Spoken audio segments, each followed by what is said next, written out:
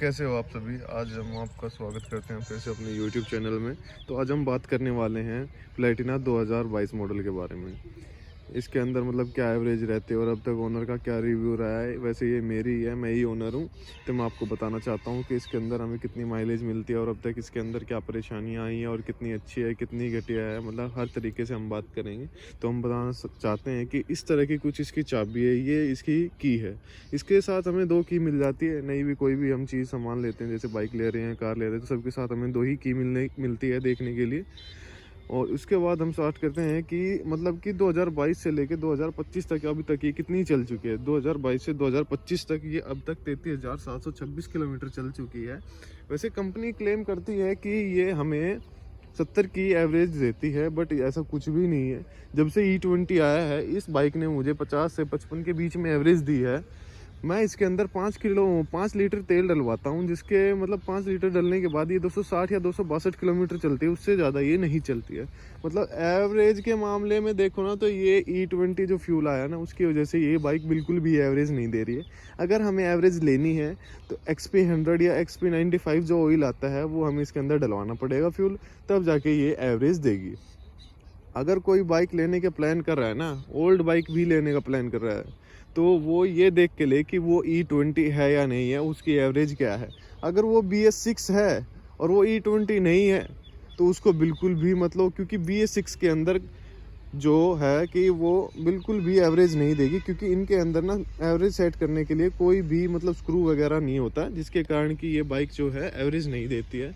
अगर कोई बाइक ले रहा है तो वो E20 फ्यूल की ले, क्योंकि वो तभी ही एवरेज देगी। क्योंकि अभी सारे जितने भी पेट्रोल के फ्यूल आ रहा है, पेट्रोल आ रहा है, उसके अंदर हमें इथेनॉल की मात्रा मिलती है। E20 जो 20% हमें पेट्रोल में मिलता है, तभी जाके एवरेज मिलेगी, वरना हमें कोई एवरेज देखने के लिए नहीं मिलेगी।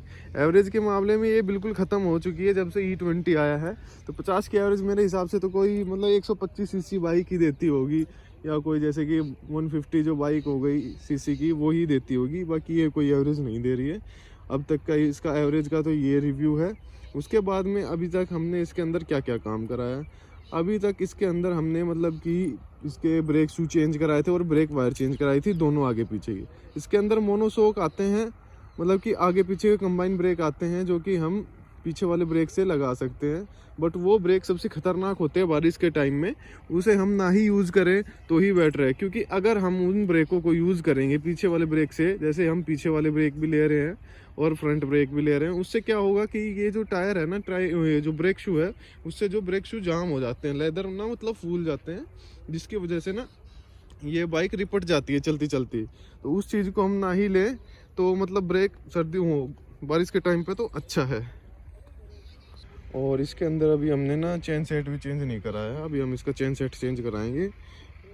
आपको बता देना चाहता हूँ कि जो कंपनी का चेन सेट होता है ना, वो ही जेन्युइन होता है। बाकी आप जितने भी बाहर से डलवाते हो ना, वो तो काम चलाऊ ही होते हैं। मैंने अभी ये 33,000 किलोमीटर चला दिया, मतलब लमसम 34,000 किलोमीटर चला दिया। अब तक इसका ना चेन सेट चेंज नहीं कराया हमने, वही एडजस्ट करा करा के हम चला रहे हैं। और इतना अच्छा चल रहा है ना, जिसका कोई मतलब तोड़ ही नहीं है यार। मतलब बहुत अच्छा चल रहा है। अगर हम बाहर से कोई चैन सेट डलवाएंगे ना, जेन्युइन बोल के डाल तो देते हैं, सर्विस सेंटर वाले भी डाल देते हैं, पर वो इतना चलता नहीं है जितना ये सर्विस मतलब कंपनी फिटेड जो निकल के आता है ना जो चैन सेट, वो ही अच्छी मतलब चल रहा है अब तक। और मतलब जो जेन्युइन पार्ट्स होते हैं ना, वो ही अच्छे चलते हैं, कहने का मतलब यही है। और ये जो इंजन है ना इसके अंदर, मतलब कि 100 सीसी का इंजन है, यही इंजन हमें CT100 के अंदर देखने के लिए मिल जाता है और यही प्लेटिना के अंदर देखने के लिए मिल जाता है।